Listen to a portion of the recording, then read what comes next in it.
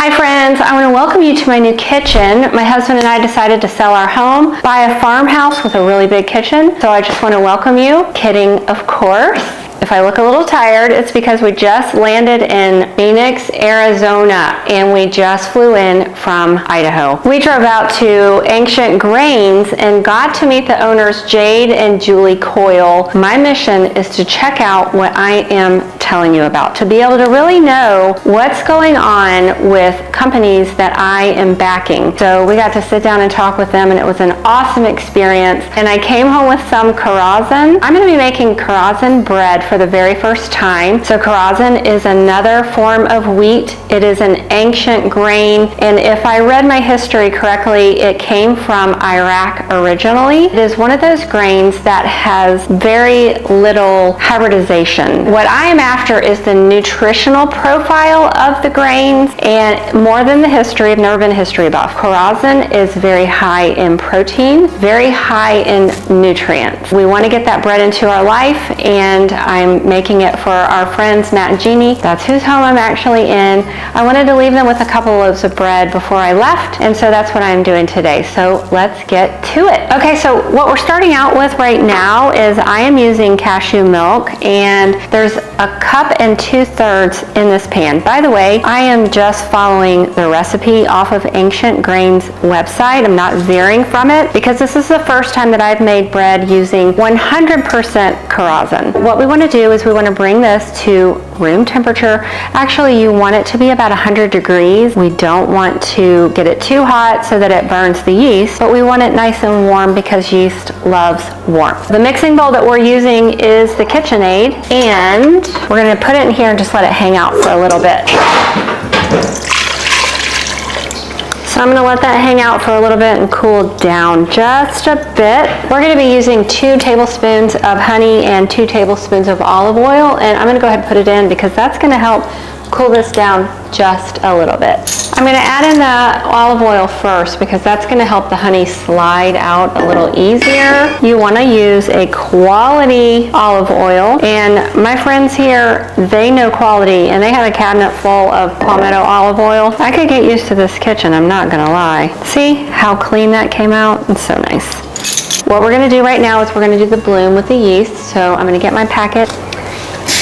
Okay, that temperature is still a little hot, so what I'm going to do is go ahead and grind my Khorasan, and I could be pronouncing that incorrectly. It's a very good possibility. This is new for me, and just so you know, if you have never heard that term before, if you have heard the term Kamut, Kamut is a name brand. So it's like if I said Kleenex, well, it's really a tissue. Kleenex is the brand. Kamut is a brand.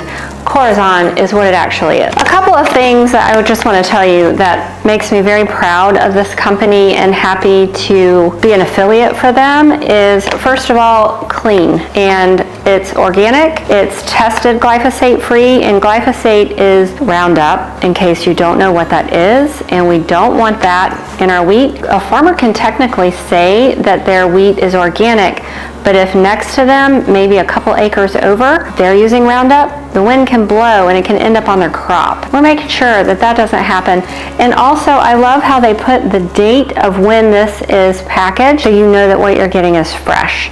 They also clean it, so you're never going to find grass or other weird things in the bottom. Much less chance for this to have bugs in it. Sometimes bugs can happen after the fact, but they're not going to happen before or here. That's a great thing. The first thing we're going to do is we're going to mill 2 2/3 cup of Khorasan, which is going to give us about a pound of flour, and that's what we're going to need for this process. This is the first time that I have worked with a stone mill, so I'm kind of excited about that as well. And look how pretty it is. So pretty sitting on the counter, and it's a little smaller than mine as well, so it doesn't take up quite as much room. I am an affiliate for Nutrimill, and if you would like to get a mill, I can save you some money if you'll use my link, which I'll put in the description below, and use my code, and you'll save 20 bucks off the get-go. You are going to want to turn it on first before adding your grain.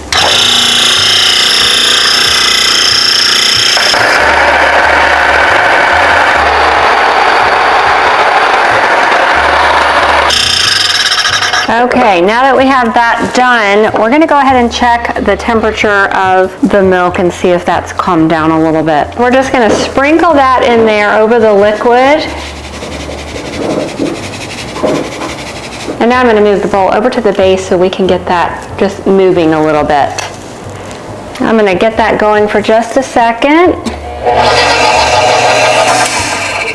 And I'm just going to take a spatula and make sure all of that is in place. We're going to let this bloom for about 15 minutes, and hopefully our yeast is nice and active. We're using 1 pound of Khorasan, and it is about 3 3/4 cup of flour. So I would definitely weigh it. I use scales. I like to know exactly what I'm using, especially when I'm using something unfamiliar. We have allowed time for the yeast to bloom, and as you can see, it doesn't just look like milk laying there.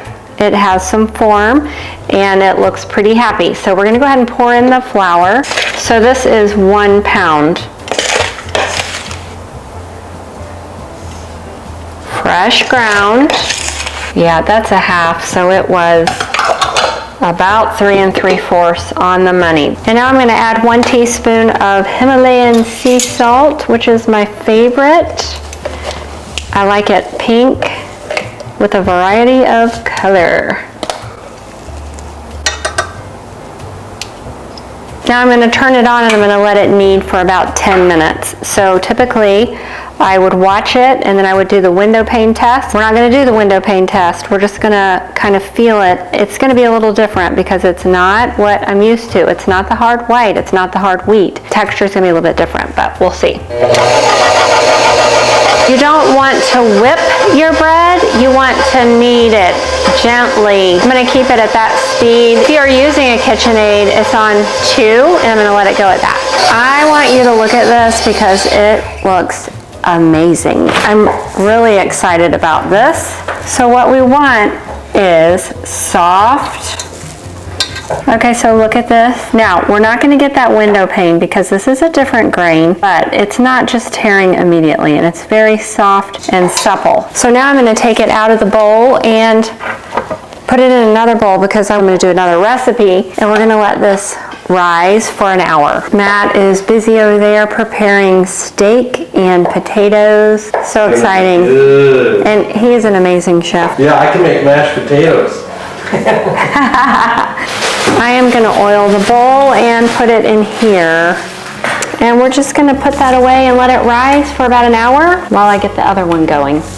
Putting it in the oven, I put it on 180, but we're not doing that. I just want it to warm up slightly, and then I'm going to turn the oven off and just let it hang out in there for a while with the light on. Keep it nice and warm because bread, yeast, dough love warmth and moisture. 2 things that help with beautiful bread.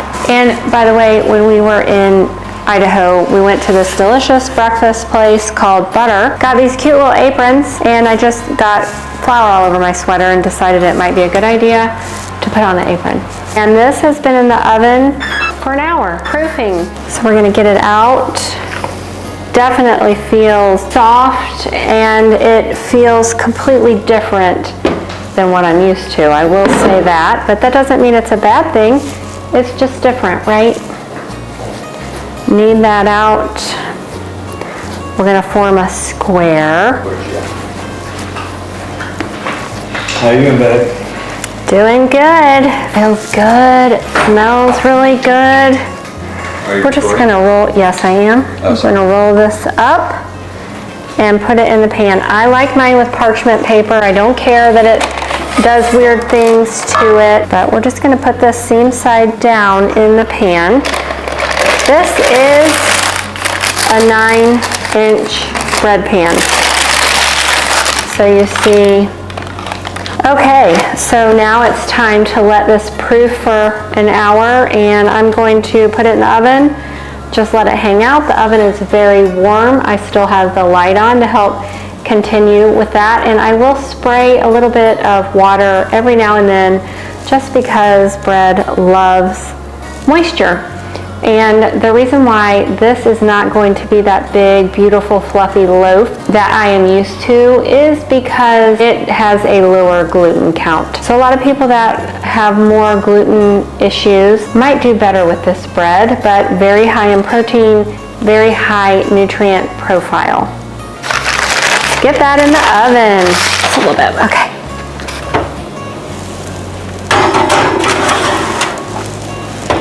I cannot wait. I have never tasted a bread that's 100% Khorasan, so I'm excited to take a bite, see what happens. Meanwhile, I have my other loaf, well, my other dough camping out over here for a while before I put that in the pan. I made a mistake and I said that we were gonna allow that bread to rise for an hour. We're not. We're gonna let it rise for 30 minutes and then we're gonna turn the oven on and let it start baking. So this is the first time that I have made either one of these recipes, so I wanna clarify a couple of things. Each recipe only made one loaf, one 1 pound loaf, and I used 480 grams of flour, and that is after the berries are ground, and I bake them for 30 to 35 minutes, but I do an internal temperature of 190. And if you're going to start baking bread, I highly recommend that you get a thermometer, because otherwise you're counting on the time to let you know, the timer to let you know, and the outside can feel done, but the inside isn't. So it's just a good rule of thumb, 190 degrees for that bread.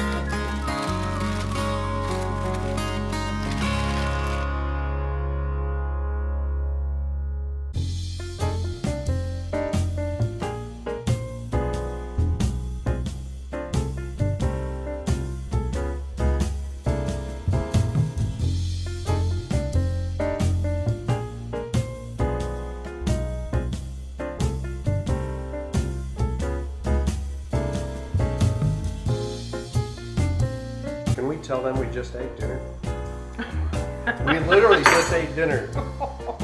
But I'm not stopping. I want to thank Ancient Grains for bringing us this recipe and the Khorasan. Don't forget, if you'd like to order your grain, I will have the link in the description. And by the way, my name is Kimberly McIntyre. That is delicious. It's delicious, isn't it? I should have just done that.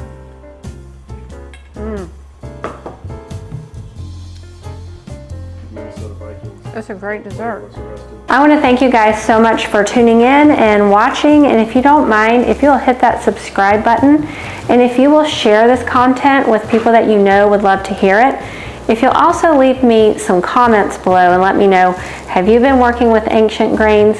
Maybe share a recipe with us as well. I've got a lot to learn, and some of the things that are going to be some highlights are einkorn and emmer, and I'm going to get to know them all one at a time. So again, thank you so much for watching, and please share information with others.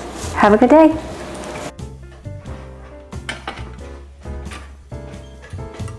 Yum. Goodness. Bill's potatoes, everybody else's